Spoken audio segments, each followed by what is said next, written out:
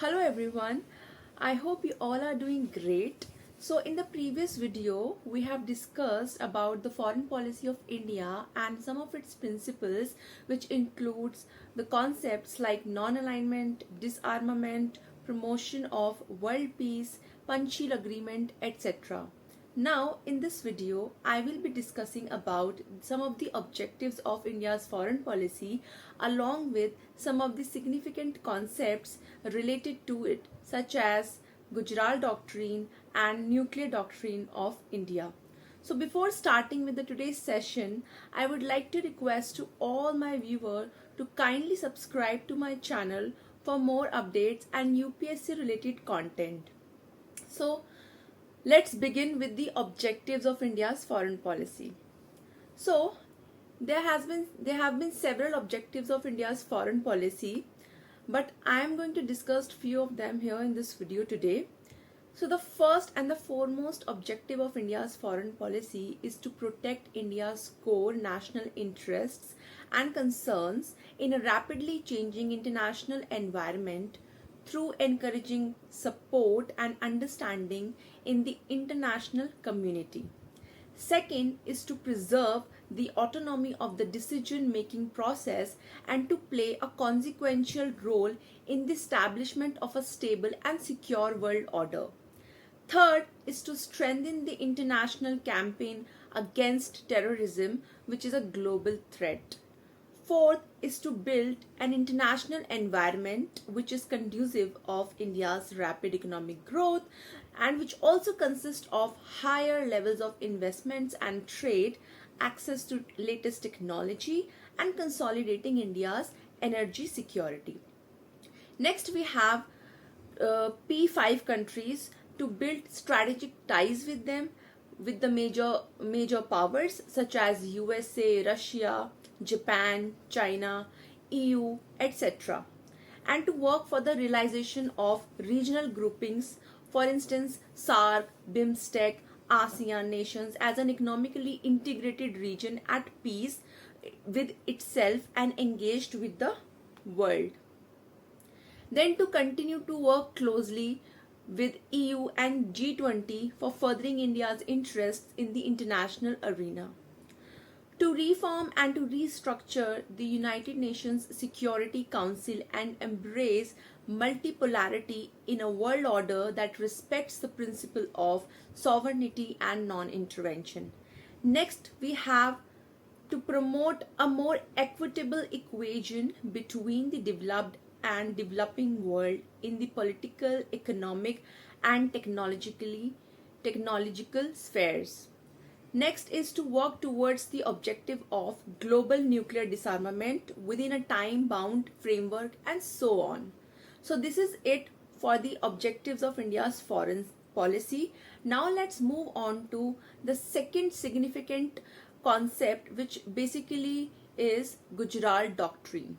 So Gujral Doctrine is a milestone in India's foreign policy and it was proposed in 1996 by Inder Kumar Gujral, or famously known as I.K. Gujral, who was the former foreign minister in the Dev Gonda government. Later he became the 12th Prime Minister of India and he can be remembered for two of his significant contributions to India's foreign policy. The first one, of course, is the Gujral Doctrine itself, and the second one is his firm decision of not signing the Comprehensive Test Ban Treaty in 1996. So now let's just decode the Gujral Doctrine first.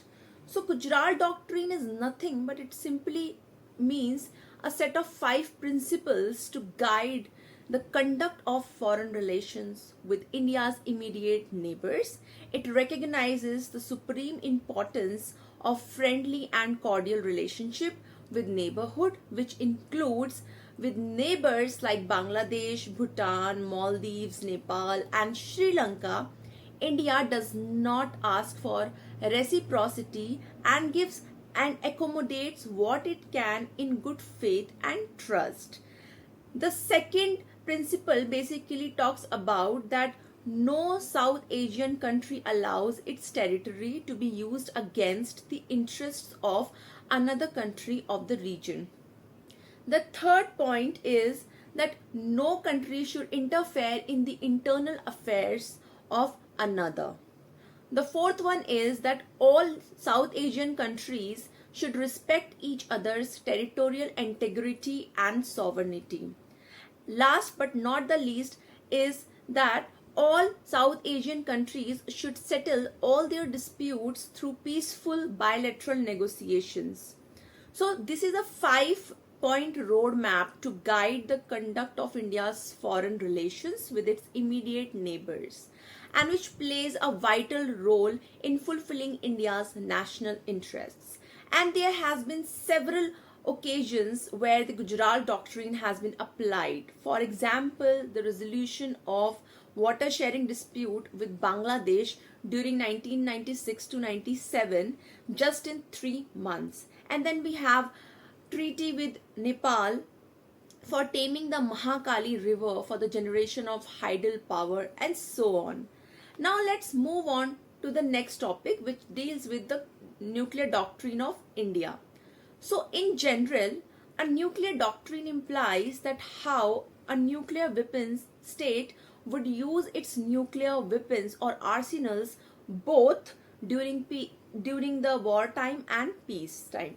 So India had adopted its nuclear doctrine in 2003, which is based on the principle that India will only use a nuclear weapon in retaliation to a country's attempt of attacking India, its states, or its army with a nuclear weapon.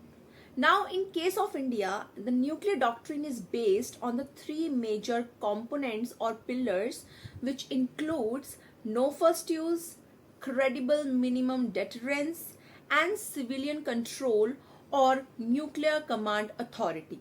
So we are going to discuss all these 3 important pillars one by one. So India's nuclear doctrine is the most responsible doctrine which offers the minimum credible deterrent. So the first pillar was the no first use policy. When it comes to the nuclear weapons, India has adopted the policy of no first use. Any first aggressive usage of nuclear weaponry will be indication that deterrence has not been successful, and employ nuclear arsenals was the only option left for the country.